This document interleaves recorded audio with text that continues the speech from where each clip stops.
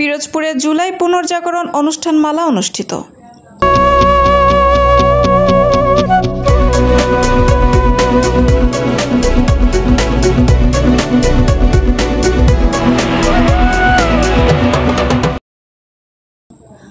আসসালামু আলাইকুম। এডিপি বাংলা সংবাদে সবাইকে স্বাগত জানাচ্ছি। আমি সুমা আহমেদ। পিরোজপুর থেকে প্রান্ত মিস্ত্রির পাঠানো তথ্যচিত্রে দেখুন বিস্তারিত।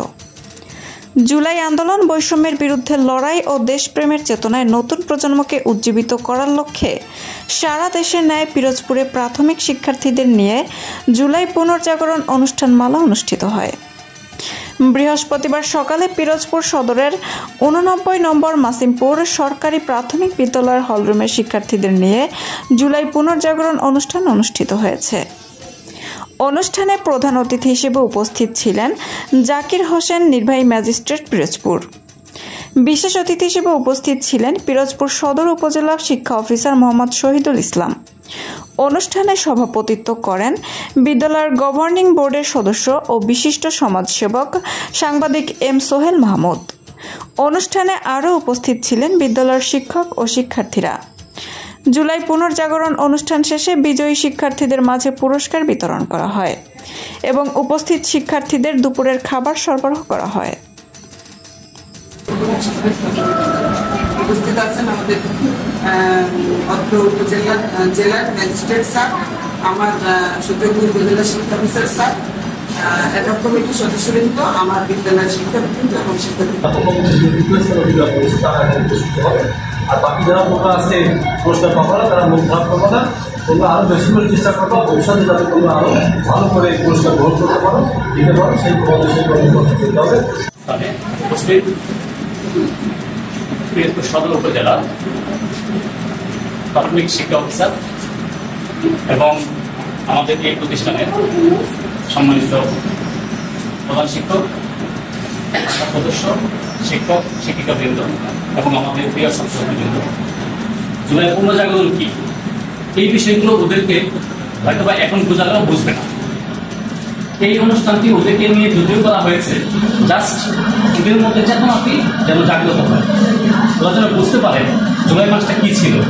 যখন বড় হবে একদিন যেন তাদের মনে আসে যে হ্যাঁ, আমরা একটা রচনা প্রতিযোগিতায় অংশগ্রহণ করেছিলাম, সেটি ছিল জুলাই মাসে। তখন তাদের মনে আসবে জুলাইটা কি, সব শিখবে এবং জানবে অতীত ইতিহাস সম্পর্কে। যারা আজকের এই জুলাই পুনর্জাগরণের অনুষ্ঠানে রচনা প্রতিযোগিতায় কবিতা আবৃত্তি সহ অন্যান্য প্রতিযোগিতায় অংশগ্রহণ করেছে, সবাইকে ধন্যবাদ জানাই এবং ভবিষ্যতে এই সকল ছাত্রছাত্রী আরো বড় ইভেন্টে অংশগ্রহণ করে জেলা উপজেলা পর্যায়ে ভালো করে একসময় বাংলাদেশের সেরা আবৃত্তিকার হবে, সেরা চিত্রাঙ্কন প্রতিযোগিতা অংশগ্রহণ করবে, সে আশা রাখছি। এবং আমাদের সরকারের কাছ থেকে এবং বেসরকারিভাবে বিভিন্নভাবে আমিও আমার সম্মতি করলাম আমাদের সকলের বিষয়ে আমাদের আজকে প্রথম প্রশ্ন আপনি যারা বলছেন যে এই গত 16 বছর হাসিনা সরকারের আমলে যে একটা নৈরাজ্য রূপ, একটা মানে অনিয়ন্ত্রিত এটা ছিল, এটা আপনার অবগত। আমি জানি না, আমি ভুল বলছি, এটা আপনার অবগত। সেই ধারাবাহিকতা কেটে উঠতে আমাদের সময় লাগবে। আমাদের এই স্কুলটি আমার স্কুলটির ব্যাখ্যা করতে সময় লাগবে। এই স্কুলটি আমি ক্লাস 1 থেকে স্কুলে আমি ছাত্র।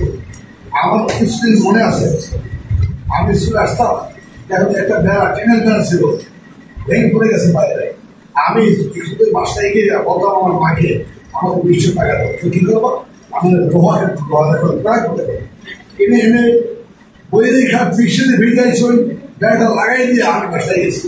আমি জানি না ওই স্কুল সামনে গাছ থাকতেছেন, গাছ দেখছেন না, এটা আমার নিজের হাতে, আমার বাবার এখানে নার্সারি স্কুলের পাশে আমার নিজের হাতে বপন করা এই স্কুলের এই গাছ।